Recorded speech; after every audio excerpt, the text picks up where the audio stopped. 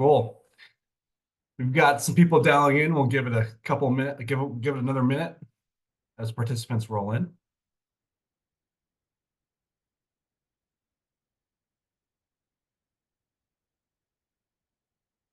How's everyone? Rob, Ira, James, how you guys doing today and this week?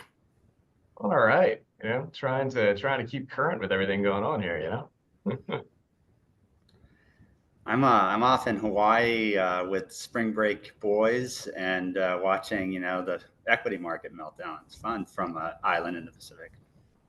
So, I mean, Rob, do you have to wake up at like 2 in the morning to keep track of that when you're all the way in Hawaii, or do you just wake up at Hawaii time and say, "Oh my God, this is what happened today"? I wake up, the curse of being in capital markets 30 years is I haven't yet figured out 5 years later how to sleep in. So, it's 4 o'clock Pacific. So it ends up being 1 or 2 here in Hawaii. When I was in the cap market today, I always pushed for a Hawaii office, and I'd ask them for them to send me out there so I could end my day and go swim and have some poke or something. I don't know. Anyway, hey everyone, we'll kick things off. My name is Marcus Lamb. Rob Chrisman, unfortunately, is out today, so I will be your interim host for this month's session. Quick thank you for our sponsor, Poly, who I also work for. Poly is a product and pricing engine. The PPE is our core product, and we've got artificial intelligence, lender intelligence, analytics, API, and a loan trading exchange to bolt on to our system. So kicking things off today, Rob was just talking about market volatility. Rob, we'll just go around the horn here and kind of ask everyone the same question, but what is kind of like a knee-jerk reaction to market volatility, and what should companies really be doing? And as there's growing uncertainty in the markets, financial markets, mortgage markets, and so on, and what's a good practice around there? Well, I think we even covered this on our last month's call, but it's stay the course. I think one of the topics we brought up last month was how there's not an abundance of extra loans for LOs to worry about floating or timing the market on, and that really it's all about trying to get closed in a consistent manner what you're originating, and that means locking in when it's ready to go and trying to not get too caught up in the volatility and just do the business of originating and getting loans closed. Yeah, I got it. James, what are your thoughts on that? Yeah, I think first of all, agree with that, and good to be here for that matter. I think the way that I would answer that is when I think back to kind of from an academic perspective, in the study of economics and finance as well, traditionally speaking, all the really smart people and PhDs who come up with all the theory and everything in the markets, there's this implicit assumption that people make rational decisions with a set of inputs. But it turns out there's a really fascinating field of behavioral economics and behavioral finance that, the punchline of it is that there's a lot of prominent experiments that show that elevated risk, elevated uncertainty, elevated volatility, we all have an innate fear of loss. And when that comes up, we make suboptimal decisions. So that's just to say, we've probably all seen similar things about, if you invest X in the stock market over Y years, this is the typical expected return and so on. And it's the same kind of analogy really to the mortgage market. It's stay the course, stay in for the long haul, and try right now as we're going through a period of volatility and so on, to keep your eye on the ball and keep focusing. Yeah, very cool. And then Ira, what are your thoughts on that? Yeah, echo everyone else's thoughts especially, James mentioned irrational decisions, and you just need to keep your course, like you said. You have your from a hedge perspective, you have your optimal numbers, you have what you're targeting, and just make decisions based on your models, based on the data, and don't look too deep into, news is flying around, every minute of the day now, especially with, Twitter headlines coming across. So, things can move very quickly. You want to make sure your coverage is, you know, up to date and optimal by the minute, as opposed to maybe during less volatile times, not having to worry as much about that. But just always being cautious is really the key. Yeah, I got it. And And currently I'm in Las Vegas right now at the ICE conference. So what would you say to someone cap markets who's thinking about gambling on market movement? Seems appropriate based on where I'm at right now. Rob, you're smiling right now. I'll start with you on that one. The same thing I've been saying for some 30 years. If this being in mortgage banking is the business of closing loans at a original profit margin, target profit margin. That's the business. And if you know the market, you're in the wrong business. I mean, there's lots of different careers you can chase where you can trade interest rate, fixed income, derivatives, et cetera, and make money off of that. But that's not our business. And I always say the same thing, which is better to not have a market call ever, not on pipelines, not on MSRs, and just to keep doing the business of originating loans and preserving that margin. James, I see you smiling based on that question. What are your is that something from experience or? Yeah. No, just I couldn't agree more. It's important to remember that this is a risk management profession first and foremost, and the goal of any lender certainly is to achieve their profit margin, not more, not less, ideally as much as possible. The analogy that I would use, or the example I would use, is if you walk into the CEO's office and say, "Hey, good news, I picked the right side of the market and we made an extra 8." Right? They're gonna be like, "All right, I guess, good work. Would prefer you don't do that maybe, but congratulations, you were lucky this time." But think of the flip side of that. It's like, "Hey, I was gambling with the company's money and I lost, whatever." It's like, it's kind of a different conversation, So it's again, it's focusing on what the core job is, focusing on the fact that this is again a risk management exercise. And in volatile markets like this, I think it's just all that much more important to communicate and to explain the inputs and explain what's going on, and that hopefully facilitate better internal conversations accordingly. Got it. And Ira, any thoughts on that same topic? Yeah, along the same lines, a lot of people like to make headlines that they made the right call, just like James was saying. You see it out there, people saying that they're able to make certain predictions, and you remember when they're right, you don't remember when they're wrong, but it's also not your personal money to quote unquote gamble with, right? Hey, if you want to gamble at the market, do it with your own money. But when you're dealing with not only your company, but you have 2, 3, 400 plus thousand employees, you're gambling with their lives. So it's just, stick to your position, risk management. You're not trying to be a hero, right? You're just trying to maintain and preserve your margins, and that's the goal. Yeah, got it.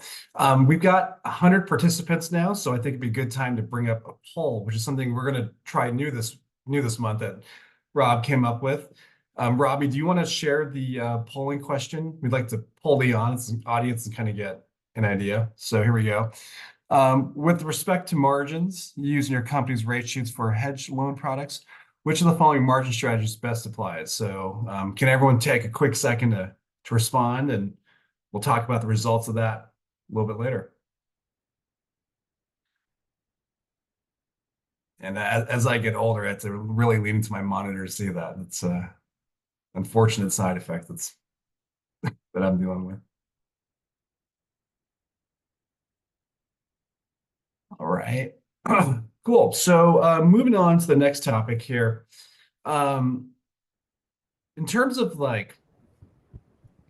why, this is more of the educational piece for the group, why would volatility why would that detract away from profits? What do you see with market volatility if you are a hedge? Why would companies lose basis points? Rob, start with you on that one. Yeah, well, I mean, if you think about the nature of the hedge, you're taking a lock in and you have some expectation of pull through, and you're going to use that to calculate how much hedge you need based on that pull through. And we all know that pull through is going to change through the course of the pipeline. It's going to increase as the loan progresses, goes the stages through documents, more certain the loan's going to close. But it also changes as the market moves. And generally speaking, it's an option, right? We've granted the lock to the borrowers, an option to them. And if the market sells off, if it worsens, if rates go up, the borrower is, you know, more incentive to want to close that loan because they now have a under market, a below market rate. And so that's changing that pull through. And so, of course, the market movement changes our expectation of the probability of pull through. And volatility, of course, is a measure of how much prices move, right, within a period of time. And so, you know, it follows that when you're hedging, that if you usually hedge after the market moves. So if you sell some more, but then the market, you know, improves, you have to buy some back and sell some more and buy some back. If the market's moving around a lot, follow the market, there's a lot of buying and selling. There's transaction costs, bid ask expense, that adds up as extra hedge cost. And so, like any option, the value of that option goes up with volatility and time, right? And so those are just the fundamentals underneath why more volatile time periods lead to more hedge cost, more option expense. I'll pause there, and I know that my peers will have something to add to that. Yeah, Yeah. no, that's great. Thank you for that, Rob. James? Yeah, I'll jump in. No, agree with all of that, and I think it's worth noting too the mortgage basis as well. When you sell a mortgage on the secondary market to a third-party investor, you know, someone like a pension fund or a REIT or an asset manager of some kind, the dirty little secret about investing in mortgages is there's a fundamental challenge, which is you don't know when you're going to get your money back. That volatility that Rob was talking about manifests itself too in terms of how long the loan is going to be on the books in the first place. Is it going to last 5 years or 5 months or all 30, you know, for example? Embedded in the valuations of the loans that we're selling are that kind of paradigm, as well as things like payups, what we call specified payups for different types of loans, like lower loan balances. Well, as volatility increases in the market, so too do the range of possible outcomes that affect that mortgage loan. So that affects the base pricing of the mortgage. That affects the value of the servicing asset, SRP, MSR. That affects those specified payups as well. So in addition to the hedge cost and the things that, you know, Rob was really just discussing, it's also just the pure valuation of the loan too. That some of those things, you know, volatility is generally a negative for mortgage assets as well. So that makes it a challenging market. That makes the inputs matter, you know, and again, comes back to communication and being able to understand some of that as well. Yeah, cool. Thank you for that. And Ira, same question to you, but I'm going to add another question on top of that for the group as well. Like, how do you manage the change in spec value? Like, how do you manage the risk with, you know, BIPs pulling away on, you know, the 85K and the 110 and so on? Yeah, so I just wanted to add on one thing, and that's from the loan officer side of things. So we tackled you know, the hedge piece, and we you know, tackled a little bit of the servicing piece, but you also have the LO behavior, right? So with these volatile times where an LO might have been floating or opposite might have locked, and now the market rallies in their favor, you're dealing with LO behavior. So you could lead to exceptions. You know, having to analyze those exceptions, having to grant those exceptions if promises were made and loans were not locked. And it's just another angle that's amplified in these times of volatility.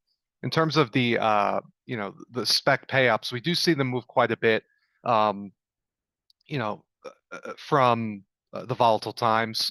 It's always recommended to not necessarily you know, push out all of those spec payups because they can move.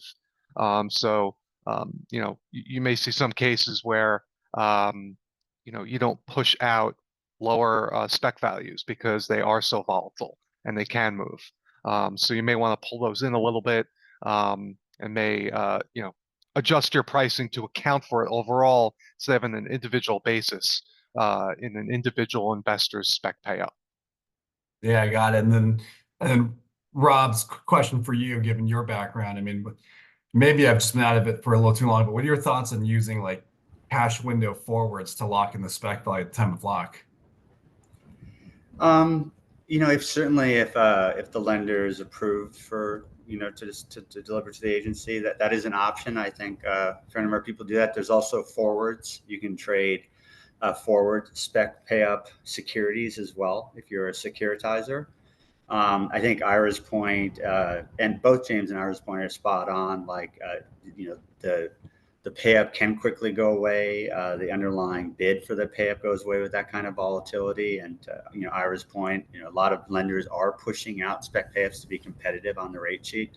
And a good response in a volatile market is to back off and just be a little bit more conservative, because they can just go away so quickly. It's hard to hedge those. There's spec durations. There's a different kind of way to hedge those, but it ends up being harder to figure out and adds more volatility to the hedge, which then adds to the hedge cost. So a lot of good points and a lot of things to think about for the secondary marketing folks and the LOs in the situation. Yeah, and I think, to your point, Rob, there's a fair amount of attribution work that can go into that too. Kind of the idea of a day one built-in expected spec payout versus perhaps a realized spec payout down the road too. And that's where, I think Ira's point is spot on. When you think about how we're actually pricing these and what you're building into your initial price and so on, it's being able to quantify, hey, how well did I actually preserve this, right? How well did I actually do this? Because certainly it is a competitive market. We all want to put our best foot forward, but in periods of volatility that can change. So certainly another recommendation, something we find out a lot of value with here at First Home, is being able to understand where we started from a spec payout point of view, what we built into front end pricing, and then what we actually achieved on the back end as well. Got it. Cool. Thanks for that. On the subject of volatility, we'll switch gears a little bit, but on the same subject, what do you think President Trump's activities are going to just do for the market, like the just the secondary market for mortgages? Ira, we'll start with you on that one. Yeah, I mean, my current concern is the day to day. We'll just use today as a perfect example. We saw quite a bit of swing today in the market, intraday. Just do the headlines, right? You have the supposed ceasefire plan between Ukraine and Russia, the talk of tariffs. So my big focus is on that day to day stuff, making sure I'm at my optimal coverage, because there's so much news coming so quick. It's hard to sort of manage long term and predicting what's going to happen, right? I know we had some talk over the weekend, some headlines over some recession talk, and we saw some positive movement there. Obviously, not positive movement if you're looking at equities, but that's a whole separate topic. But it's sort of a very fluid situation, and something we just need to keep an eye and ear to every minute of every day. Got it. And the quick follow-up question to that, are you doing more margin defense moves towards the market close with maybe limiting after hours locks because there is more uncertainty? We used to do that before major economic events, but it seems like every day is a new surprise. I mean, and this is a question for the group, of course, but well, Aaron, you answer that one, and then we'll Yeah. go around the horn. So obviously, you can always, I hate to use the word hedge, but you can hedge yourself by adding temporary margins through economic events. There's always the option to lock best efforts, right? And that applies to the spec pay-ups as well. I know it's not the pretty thing. You're not necessarily getting a hedge pickup, but you're securing your margins there. So that's always an option out there. Especially when you're trying to add coverage, especially after a sell-off in the market, and you need to add coverage, and you're looking at those wide bid-ask spreads. Best efforts is an option. So there's a few different strategies, whether it be adding temporary margin, locking best efforts, and we do have a lock cutoff, 5 p.m. local, and we do not allow after-hours locks right now. In a calmer market, that might be something we'd entertain. But there's just too much going on intraday to be able to allow overnight protection as we see it right now. Got it, Rob. I'll kick that same question over to you. Yeah, I mean, good points. And I think, go a level up. I think what I was saying is, we can't afford to be complacent in cap markets. Everything's on the table. Best effort sales, maybe stopping an overnight policy, I mean, if you think about margins, a lot of people get complacent, just kind of set them and forget them for a while. And, it's completely defensible to increase margins and volatility. Again, that hedge cost is a function of volatility. And this is a time where it's, I think defensible and appropriate and smart to do so. It's also just watching the market. You can't necessarily assume that 2-hour meeting is going to be a non-event from the market perspective. I mean, stuff's moving quickly intraday, and extra vigilance is necessary, and that includes repricing, the rate sheet too, so that you're not caught, with the rate sheet exposed because you didn't reprice fast enough. And it's also, longer term, to Ira's comment about recession, this is a kind of market where it's not impossible that we get a big, drop in rates. And then it's just like, before you get to that point, having some kind of renegotiation response, not a policy per se, but just like internal conversations with leadership about what are we going to do if rates drop X basis points, and just go through that exercise before crisis. So you're planned for it, and it's much better to execute when it does occur, if it occurs. This would just be the other kind of defensive moves I would throw out there. And James, I'll let you close out on that one. Yeah, absolutely. I think I'll echo a lot of that, but I think the last point that Rob made was especially good, that the more we can be proactive in things like renegotiation policies and explaining, hey, we know you're going to get these calls from the borrower. This is a refresher on your talking points. This is the realities of everything.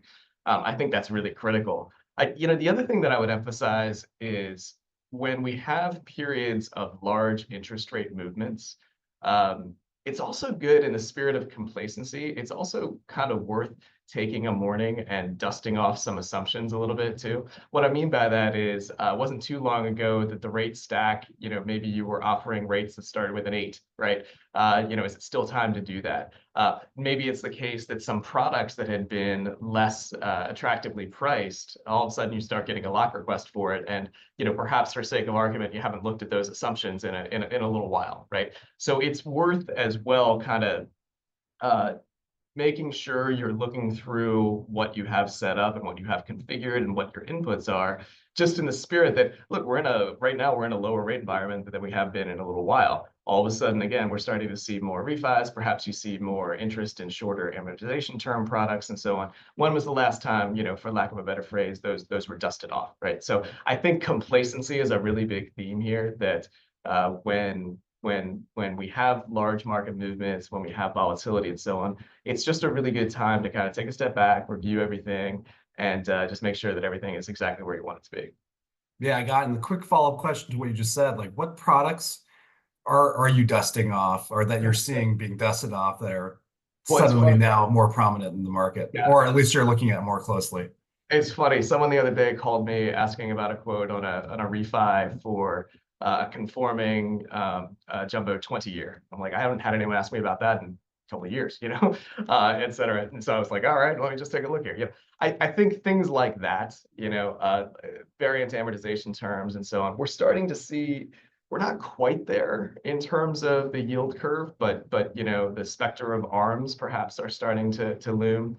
We're not seeing much of an incentive with where the yield curve is right now, but it's coming, right? So again, when was the last time, perhaps that for the last year or so, it's probably been the case that, with the exception of maybe non-conforming or jumbo production, most lenders probably haven't done an ARM in a while, right? So just making sure that everything's set up accordingly there too. So again, it's just looking at things like that and trying to think, okay, if I got a call today about an ARM, what is the next call going to be? What is the other product that is going to be relevant there?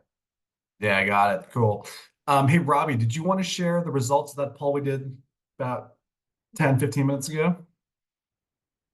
There we go, 40%. The company always has the same margin across all lock terms, with the second one being, I don't know my company's margin strategies. Interesting.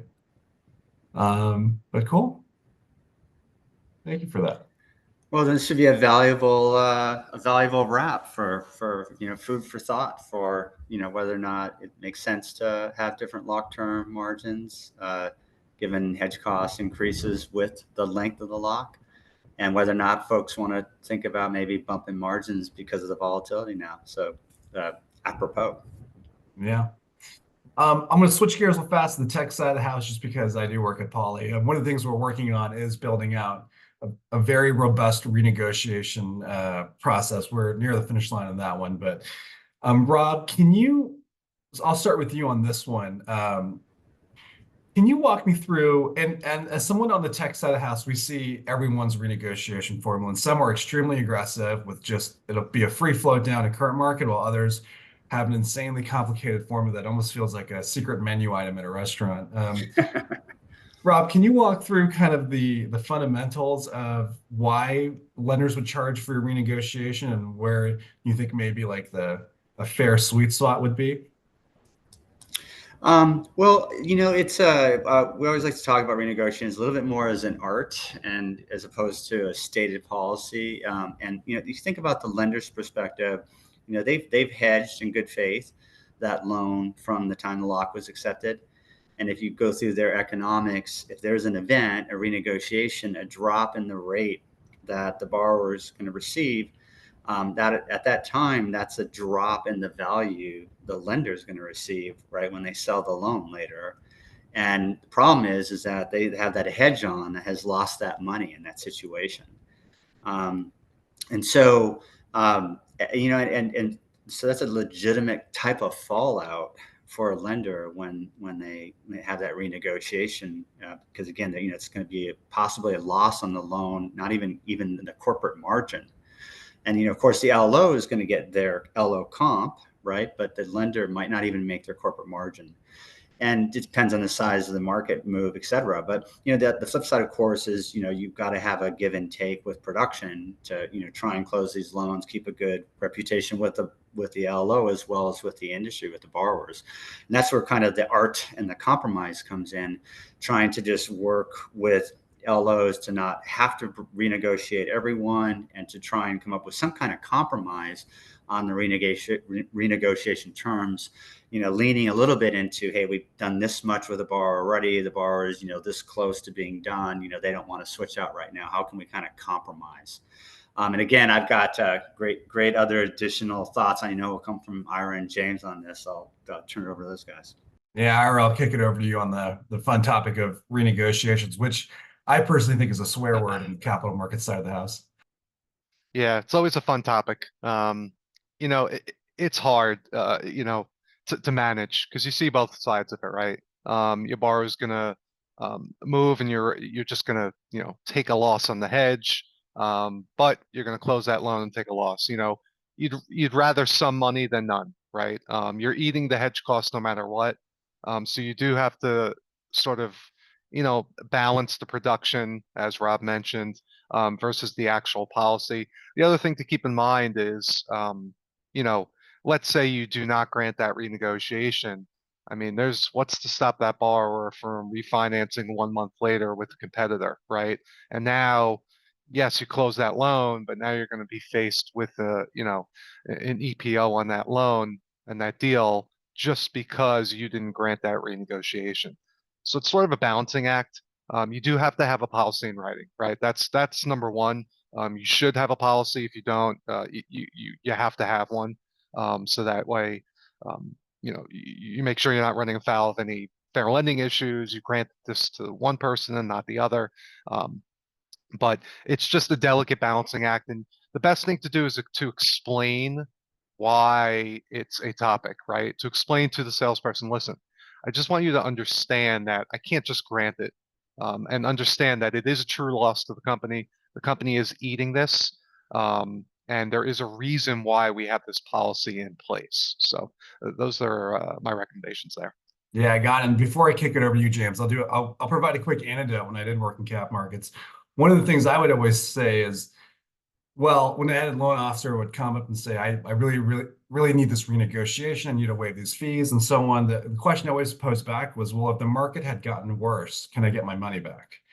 And the answer was like, well, of course not. I have a lock. And it's like, yeah, right. So, from a cap markets point of view, it's like, I didn't tell you when to lock, but you told me when to hedge. And there is always that push and shove, I think, that goes on between the two departments. James, I'll let you close out the thoughts on that one.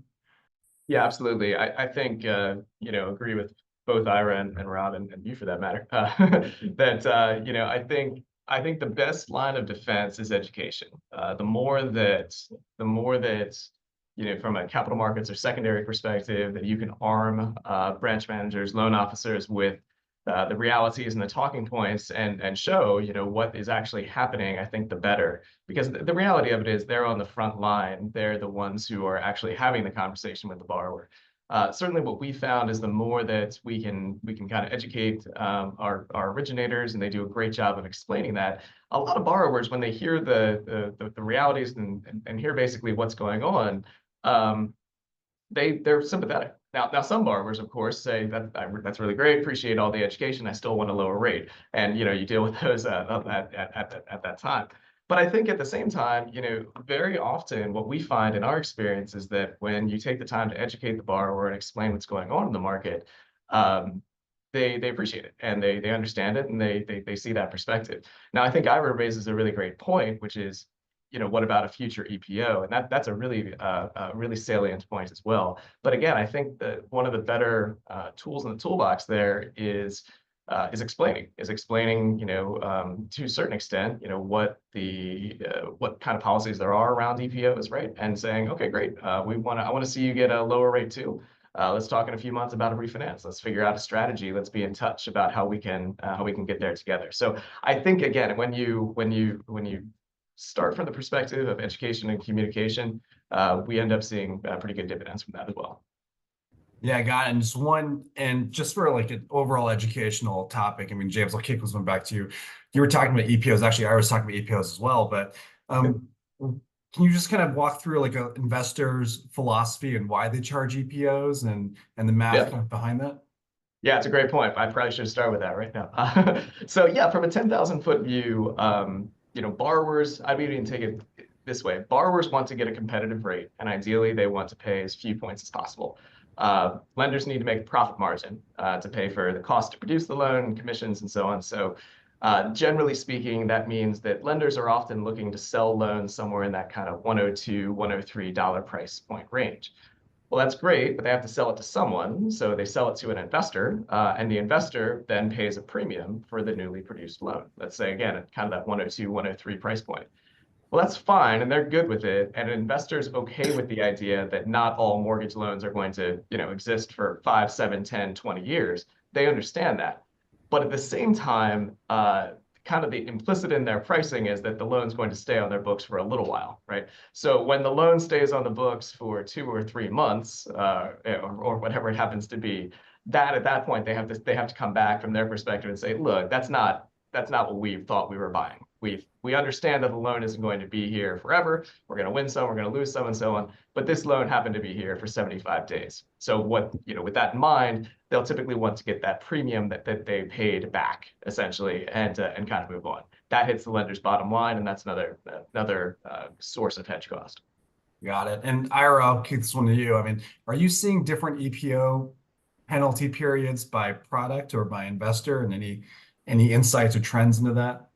Yeah, so we do see it, depending each investor, roughly 6 months, give or take. Some are less, some are more. On the agency and the Govy stuff, you have some cases where, if you wind up refining the same loan, it could extend out even further than that, 12 months. But just another key point on this topic, it doesn't even necessarily stop at the EPO period. So if you're clear of the EPO period and you have a pattern of refinancing loans outside that EPO period, it's great that you're not going to pay the EPO penalty, but an end investor is going to say, listen, I understand what James told me. I understand the whole explanation, but just because you're refining the borrower a week outside of that time period doesn't absolve you from anything. So we're going to start hitting your pricing. Even though we're not going to penalize you on a loan by loan basis, we're going to start penalizing you when we look at your loans in the future, because we know these loans are going to refi shortly after. So it's even a little bit of an extension outside the EPO period.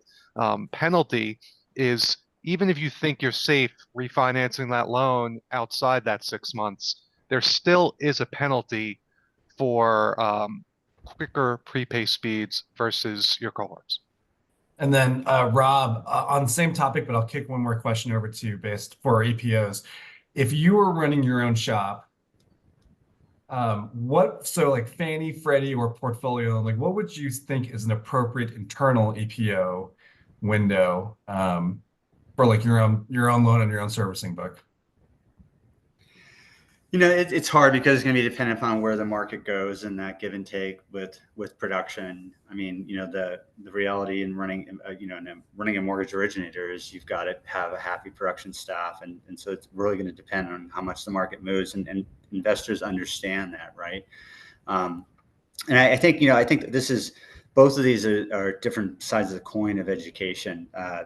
Educating your LOs goes towards their becoming a more mature professional in the field, and there's all sorts of report cards you can give to LOs on how they performed relative to their peers on things like renegotiations and pull through and profitability. And investors do that for lenders as well. As far as how they've done in delinquency and prepayment statistics. And it's all going to be relative, right? And it's going to be relative to what's happened in the market.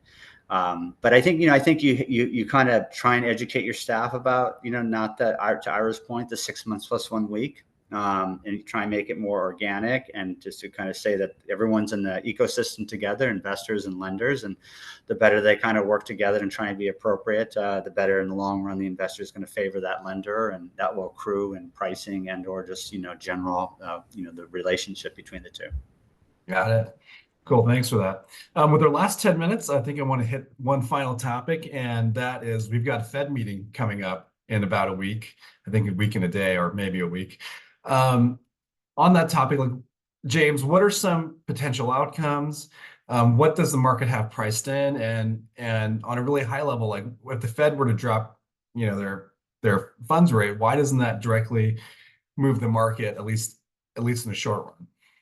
Yeah, absolutely. So, well, I'll start kind of at the beginning. So as of today, so there's futures markets and the like that track some of this, and currently, there's something like a 97% chance expectation that the Fed holds rates steady. So take that for what it's worth. But the market's pretty uniform at this point that if the Fed did move, it would be a pretty big shock.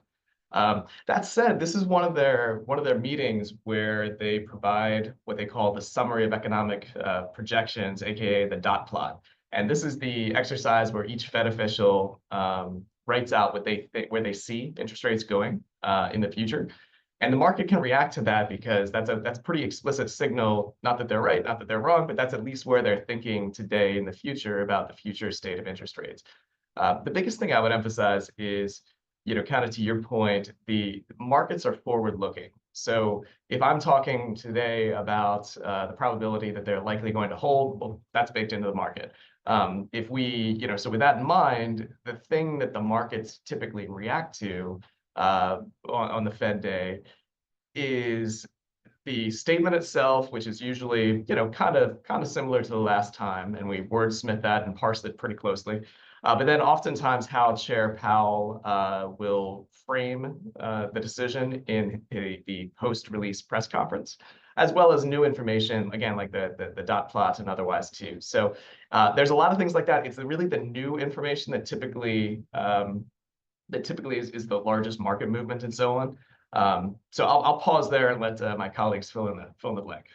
Yeah, Ira, I'll kick that over to you. There was a question in the chat as well, kind of on the same subject, and how maybe where you see that impacting the non-QM market as well. Yeah, so just to add on to what James was saying, I constantly tell my salespeople that everything that was just said.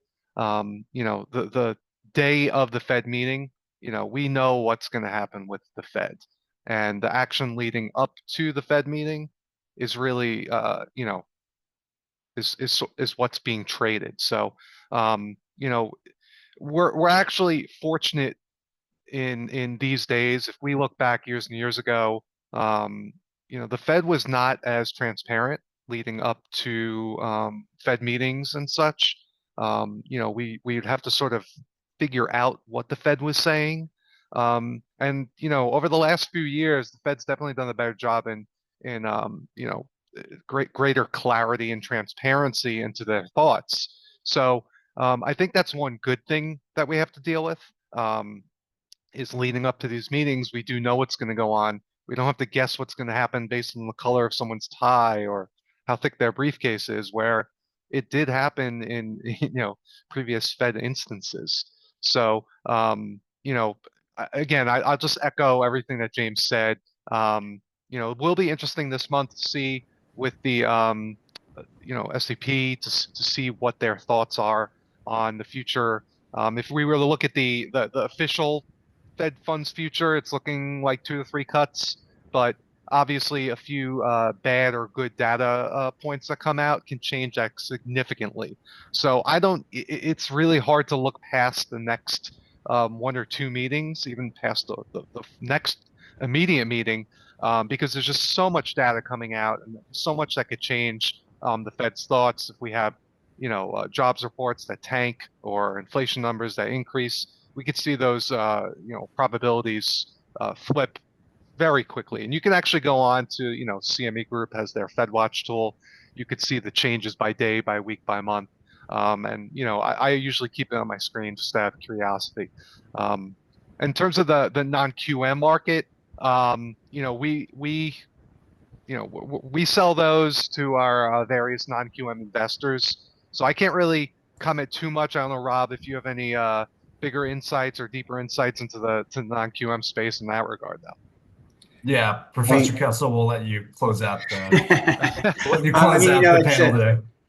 A non-QM, is what I usually call a spread product, and it's going to be a securitized product that's got the rating agencies paying a lot of attention. Of course, what they're paying attention to is home price appreciation forecasts. So it's often a local proposition. So I think you can have some tipping points there if you get markets like say West Coast of Florida or Austin, for example, that are maybe a little rougher with home price values than expected, or there are other areas that start to tip. I think you can see that being some headwinds on the non-QM side, whether it's in that area or in the broader market in general. And with respect to the inflation profile, I think they're still trying to disaggregate how much of recent GDP was government sponsored. I think that's another one of these big variables in there, that how much of our economy, if we back off some of that government, how much of that, where that's going to leave the economy, and then when the sentiment shifts to where all of a sudden we're afraid of recession, then even on the 5 and 10 year part of the curve, you start to really see some quick, to Ira's point, some very quick changes in views, which could lead some volatility in those parts of the curve, which of course are more directly related to our mortgage rates. So there's my few adds to what James and Ira brought up. Got it. Cool. Well, guys, we're at the end of our panel this month. Thank you, James, Ira, and Rob, as always, for your very intelligent contributions. And for everyone else on the call, rest assured, we'll have Rob Chrisman back next month with our regularly scheduled programming. Anyway, have a great rest of your week, and thanks for dialing in. Thanks, everybody. Thanks, Bill.